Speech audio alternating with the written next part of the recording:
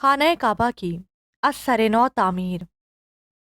ये तो सभी जानते हैं कि आज से 4000 साल पहले हज़रत इब्राहीम अलैहिस्सलाम ने खाना काबा की बुनियाद रखी। तामीर में हज़रत इस्माइल अलैहिस्सलाम ने भी हिस्सा लिया। खाना काबा जिस हालत में आज नज़र आ रहा है, पायदारी और खूबसूरती के एतबार से कदीम काबे से बहुत फ़र्क है। सदियां गुजर गईं, आज भी अल्लाह का ये घर कायम है। कभी ऐसा भी होता था कि खराब मौसमी हालात और बारिशों की वजह से इमारत बोसीदा हो जाती थी, तो मुरम्मत करने की ज़रूरत पेश आती थी।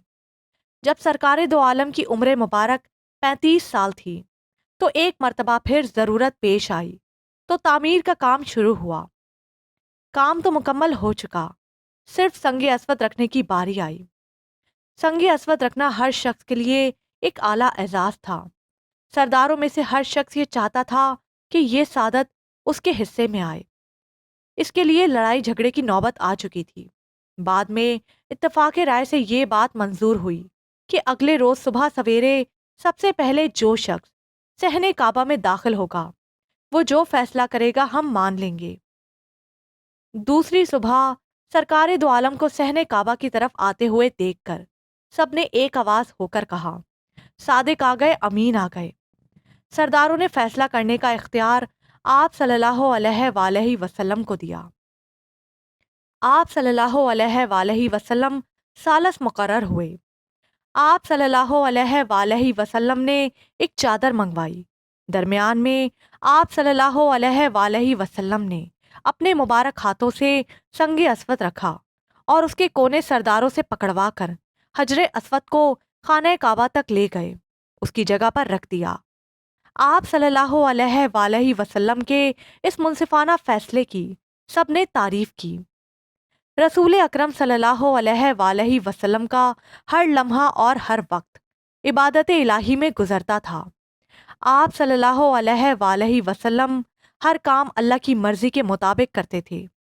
एक मर्तबा किसी सहाबी ने हज़रत आयशा रदियल्लाहु ताला अन्हो से दरियाफ्त किया कि आन हज़रत सल्लल्लाहु अलैहि वसल्लम के बारे में कुछ फरमाइए। हज़रत आयशा रदियल्लाहु ताला अन्हो ने फरमाया, आप सल्लल्लाहु अलैहि वसल्लम की ज़ुबान पर हर लम्हा अल्लाह का जिक्र रहता था। मक्का मुअज़्ज़मा से 3 मील के फासले पर एक पहाड़ है, यहाँ एक गार है। ये जगह बिल्कुल सुनसान है। ये गार हिरा के नाम से मशहूर है।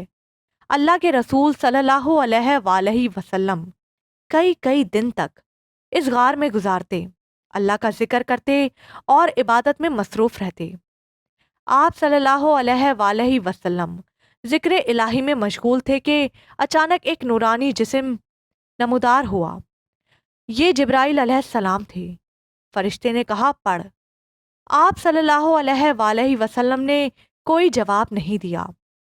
ऐसा मालूम होता था कि कोई आप सल्लल्लाहु अलैहि वसल्लम को पूरी कुव्वत से दबा रहा है। फिर आवाज आई, पढ़।